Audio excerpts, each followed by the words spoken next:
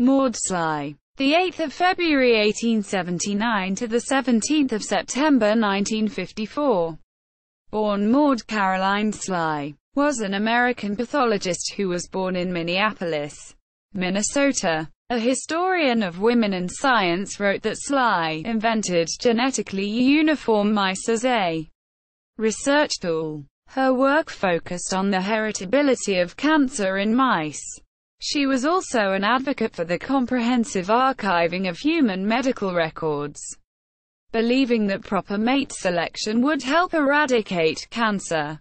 During her career, she received multiple awards and honors, including the Gold Medal of the American Medical Association in 1914, in 1915 the Ricketts Prize, and the Gold Medal of the American Radiological Society in 1922.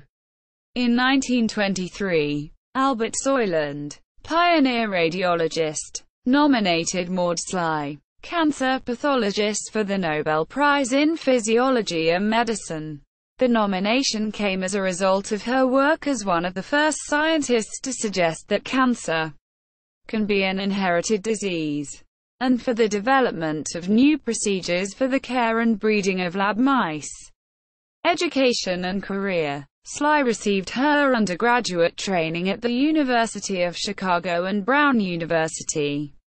While at the University of Chicago, she supported herself as a secretary for University President William Rainey Harper. After a breakdown, she completed her studies at Brown in 1899. After teaching, she began her postgraduate work in 1908 at the University of Chicago, performing neurological experiments on mice. She would remain at the University of Chicago for the rest of her career. After hearing of a cluster of cattle cancers at a nearby stockyard, she changed the focus of her research to cancer. Slye raised and kept pedigrees for 150,000 mice during her career. On 5 May 1913, she first presented a paper before the American Society for Cancer Research regarding the work on general problems in heredity, carried on at the University of Chicago in the Department of Zoology. In 1919 she was selected as director of the Cancer Laboratory at the University of Chicago. In 1922, she was promoted to assistant professor and became an associate professor in 1926. She retired in 1945 as a professor emeritus of pathology. Her belief that cancer was a recessive trait that could be eliminated through breeding caused clashes with fellow scientists, including C. Little. Slye was devoted to her work. A 1937 Time account of her behavior at a science convention described her as high-spirited and quoted her as saying, "I breed out breast cancers. I don't think we should feel so hopeless about breeding out other types. Only romance stops us. It is the duty of scientists to ascertain and present facts.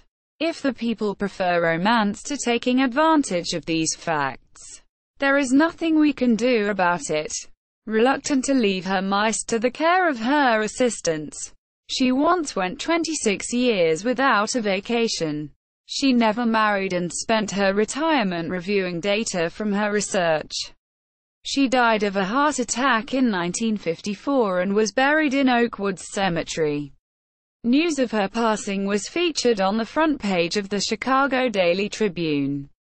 Poet. Besides a prolific and dedicated scientist, Slye found time to publish 2 separate volumes of poetry, Songs and Solaces, 1934, An Eye in the Wind, 1936, Songs and Solaces, 1934, Eye in the Wind, Symphony No. 1, and Minor Songs, 1936, Answers, article about Slye. Picture of Slye in 1936 Modern Mechanics magazine.